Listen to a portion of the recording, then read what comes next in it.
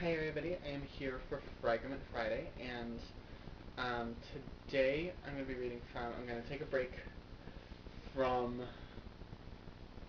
completely new reads and stuff like that, because if you've noticed, the past couple of times it's all been, I think I started it in like August or something, and it's just been August reads or September reads, stuff like that, um, so actually today I'm going to be doing a favorite book of mine. Um, I happened to notice it was at the library this past weekend, and um, and of course I had to get it because I was just really feeling it. So, and it's a book that you've seen on my um, favorite books list of all time, which is really short, and and it's one I reread a lot. And anyway, so it's Boy Meets Girl by Meg Cabot, and uh, for some reason, like when I was at the library, I think Meg's Ali Finkel book, the final one, came out earlier this month, and I wanted to see if the library had it, and the library didn't have it, and for some reason I was just really craving a Meg Cabot read. I mean, maybe it's because I've been reading a lot of paranormal stuff, and or maybe I just need something light and funny. Um, so they had it checked in and everything, so I grabbed Boy Meets Girl. And this is my favorite of the boy series, and the one before this is the middle book. The one before it is The Boy Next Door, which I'll probably be reading soon, if I can get it from the library. And the one after it is Every Boy's Got One. So, and that's a heart. The one is a heart, okay? So, I know I usually have my head in the gutter, but I need you guys to keep your heads out of the gutter. So, um, anyway, I'm going to just read a tiny little bit here, and to set up the scene, it starts off with um, Kate um, is works for the Human Resources Department at the New York Journal. I think that's what it is. Yeah, the New York Journal, which is a made-up um, newspaper, and um, and she has to deal with the firing of this uh, dessert cart lady, Ida Lopez, and who is like beloved by like everybody except this one guy, Stuart Herzog, who's on the team of lawyers who work for the New York Journal, and um, and he's getting into a relationship with the head of the Human Resources Department, and so he has a complaint about Ida Lopez, and so instead of so they kind of like and something happens between Ida and Stuart, and she refuses him pie, and she asks for her termination, and she has to get fired. So, and Kate is left with the um, task of doing it. So I picked this particular section because it kind of just sums up a lot of stuff. So, hope you guys enjoy it. Journal of Kate Mackenzie. Professor Wingblade in Sociology 101 said writing down our feelings would help us organize our thoughts and enable us to approach problem solving in a rational manner. But I don't feel very rational. What am I going to do? I can't fire Miss Lopez. Okay, yeah, she did refuse service to the paper's chief legal counsel. But I've seen Stuart Herzog in action, and the fact is, like most lawyers, the ones I've met anyway, he's a pig. Once I had to share a cab with him to an arbitration, and he yelled at the cabbie for taking Lexington Avenue instead of Park, even though the cabbie said there was construction on Park. Then, when it came time to pay, Stuart wouldn't give the guy a tip and said that he can't stand immigrants because they think they know everything, and that even if in the cabbie's native land he was a surgeon, like he said, that didn't mean he was qualified to navigate the streets of Manhattan in a moving vehicle, and why couldn't they all, he meant immigrants, I guess, just stay home? I totally wanted to point out that Herzog isn't exactly a Native American name, which means at one point Stuart's relatives must have been new to this country as well, and who knows, maybe one of them worked as a cabbie or an omnibus driver or whatever, and how would Stuart have liked it if some lawyer in a fancy suit spoke to his great-great-great-grandpa like that? Only I couldn't say anything like that because Amy was there and she would have fired me. I actually don't know if you can get fired for saying something like that, right to free speech and all, but I'm sure Amy would have found a way. I can't believe I'm the one who has to fire her. Miss Lopez, I mean. Why me?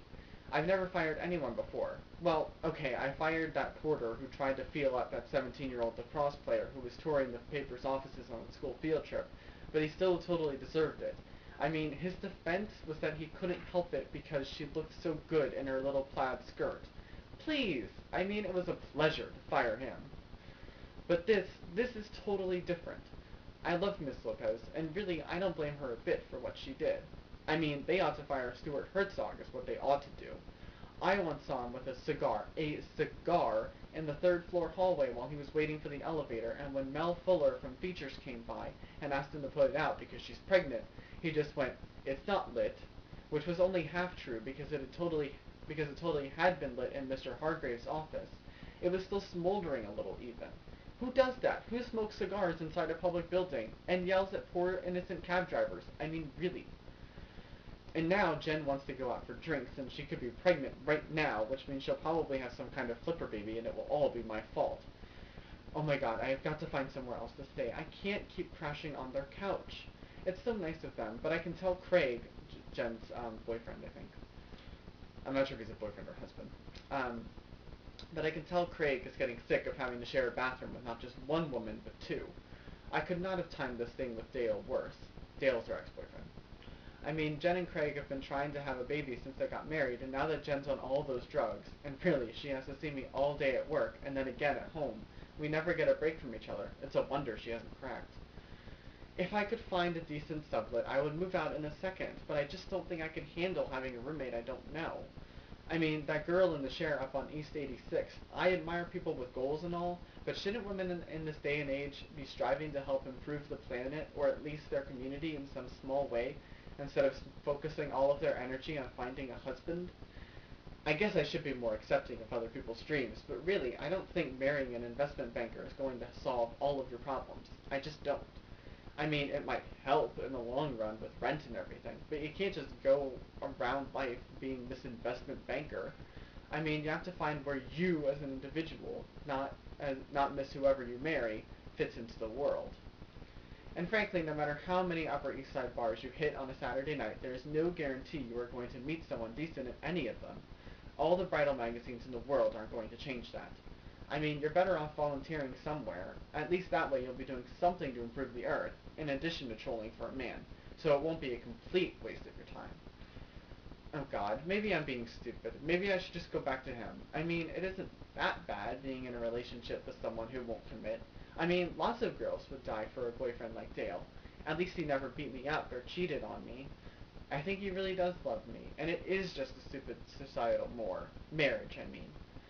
Except that I distinctly remember Professor Wingblade telling us in Soc 101 that in every civilization in the world, even in places like Micronesia, where for hundreds of years they had no contact whatsoever with outside cultures, there is some sort of ceremony where couples in love stand up before their community and pledge their devotion to each other. I mean, essentially, Dale is flying in the face of thousands of years of tradition by saying he and I don't need to do this to have a satisfying and nurturing romantic relationship. That simply isn't true. Which is not to say that if Dale agreed to marry me today, I'd move back in with him tomorrow. I mean, I don't want him to ask me just to humor me. I want him to ask me because he honestly and truly cannot picture a future without me. Except that it seems like Dale is incapable of picturing any kind of future at all, except maybe a future where the fridge isn't fully stocked with Rolling Rock, which is why he always seems to remember to buy more. But me, I don't think he sees me in his future. And I'm not even sure I want him to anymore, because the truth is, after seeing Jen and Craig and the way they are with each other, I know what true love looks like, and it's so not what Dale and I have. And I think I deserve to have love like that. I think it's out there. I don't know where, but somewhere. Oh god, she's here. So, there you go. Definitely go pick this out. This is an adult book, but I feel like it could be read by teens, because there's not a lot sexual going on. You know, it's kind of for maybe older teens, and even then, you know, it depends.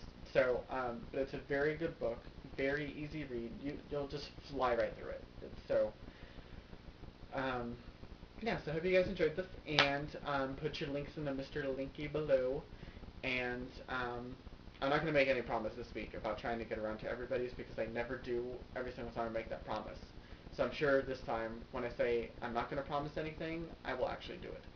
So, anyway, can't wait to see everybody. See you all next week. Bye.